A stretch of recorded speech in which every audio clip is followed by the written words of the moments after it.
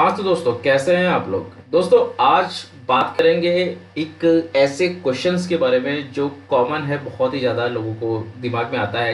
Actually वो question वो खुद से तो नहीं पूछता है, वो दूसरों से ज़रिए पूछना चाहता है कि क्या आपने कोई ऐसा ट्रेड कभी लिया था जिससे आपको नुकसान होते होते बच गया, या फिर आपने कभी नुकसान हो रहा होता और आप प्रॉफिट में निकले होते हैं, या फिर इसका एग्जैक्टली उल्टा हो रहा होता है कि आपके साथ में कि कभी आपने प्रॉफिट हो रहा होता है और आपने अपने ट्रेड को क्लोज नहीं किया होता है और उसके बाद आप लॉस में निकले हो। जनरली लोग ये पूछना चाहते हैं कि यार, हो सकता है कि आपने ऐसे ट्रेड में एंट्री ले ली कभी कभी कि वो आपका नुकसान करने के बजाय प्रॉफिट बन गया।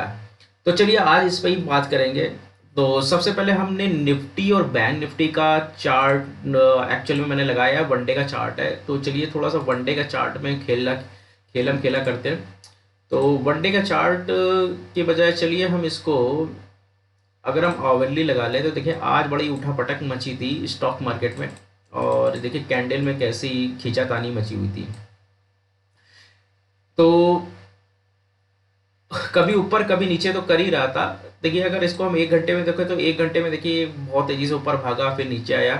खैर, हम अपनी बात पे वापस आते हैं। यहाँ पे बातों में घुमाने की बजाय हम सीधे अपने मुद्दे की बात पे आते हैं, और मुद्दे की बात ये है कि बहुत सारे लोग ये सोचते हैं कि यार, बैंक निफ्टी में ये कर लिया होता या स्टॉक मार्केट में ये कर लिया होता तो यहाँ पे आज मेरा प्रॉफिट बच गया होता, या फिर मेरा लॉस कटने से बच गया होता। लेकिन मैं आपको बताना चाहता हूँ कि जनरली एक्चुअल में होता इसका उल्टा है। मैक्सिमम लोग अपना लॉस काट के निकलते हैं, और लॉस काटने की वजह क्या होती है, बहुत ही सिंपल होती है। एक स्टॉक मार्केट जो एक ऐसी जगह है ना, या ट्रेडिंग एक ऐसी जगह है, ट्रेडिंग एक ऐसी जगह है जो कि पूरा साइकोलॉजिकल गेम है। आपका पूरा का पूरा साइकोलॉजिकल गेम है, यानी कि आप अपने ट्रेड को खुद ही नुकसान में लेके जाते हो और अपने ही ट्रेड को खुद ही जो है प्रॉफिट में भी बना सकते हो।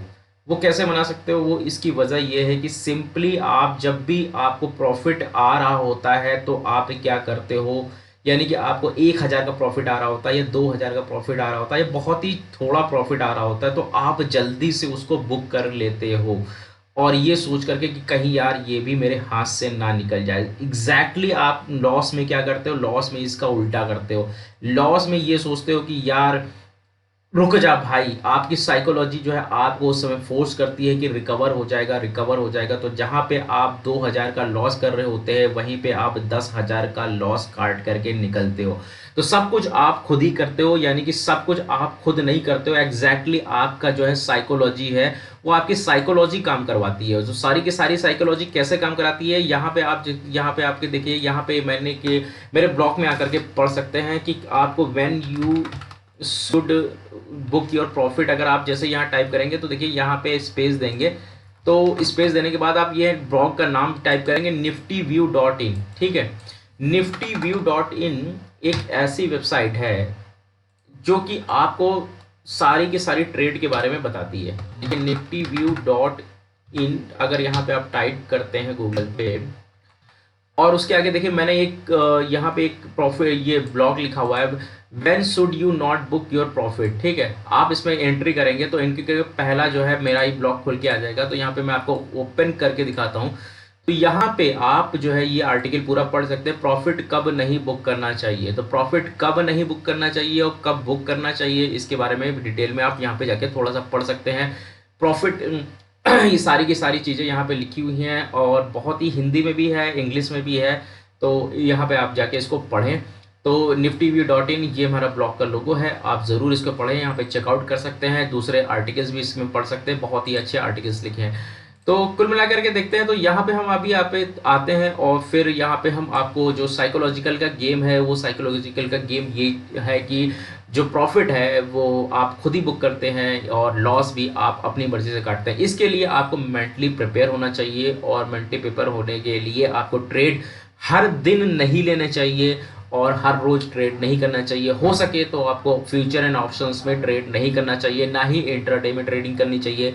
एग्जैक्टली आपको ट्रेडिंग ही नहीं करनी चाहिए। मैं बता रहा हूँ, आप जो है अगर आपको लॉस से बचना है तो आप मोमेंटम स्टॉक को पकड़ें, जो मोमेंट करते हैं, जिनमें कुछ दिनों के लिए मोमेंट बनता है। वो टेक्निकल एनालिसिस और फंडामेंटल एनालिसिस के ज़रिए आपको समझ में आ जाएगी कि मोमेंटम किस समय बनना है, वॉल्यूम कहाँ पे है।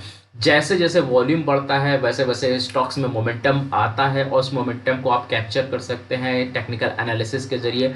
फंडामेंटल एनालिसिस अपना मजबूत करेंगे तो आप जो है थोड़ा सा स्विंग ट्रेडिंग स्टॉक्स को भी पकड़ सकते हैं कि अब यहाँ पे इसमें मोमेंटम आएगा।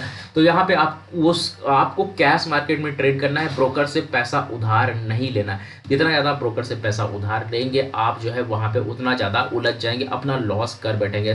तो बेसिकली मेरा जो मोटो है, आपको स्टॉक मार्केट में फ्यूचर एंड ऑप्शन ट्रेड करने से प्रिवेंट करना है, रोकना है, क्योंकि फ्यूचर एंड ऑप्शंस आपको किल कर सकता है, आपको जो है आपका पैसा डुबो सकता है। तो फ्यूचर एंड ऑप्शंस में आप ट्रेड ना करें, ज़्यादा बिल्कुल भी ना करें, उससे बचें अब अगर आप अपने नुकसान से बचाना चाहते हैं। और हमारे ब्लॉग को जरूर चेकआउट करें। तो यहाँ पे जाकर के ब्लॉग देखें और ये ब्लॉग को पढ़ें, तो यहाँ पे बहुत अच्छी अच्छी बातें आपको मिल जाएंगी। साथ ही साथ ब्लॉग का जो है डिस्क्रिप्शंस में लिंक भी दिया है, आप वहाँ पे जाके चेकआउट कर सकते हैं। धन्यवाद।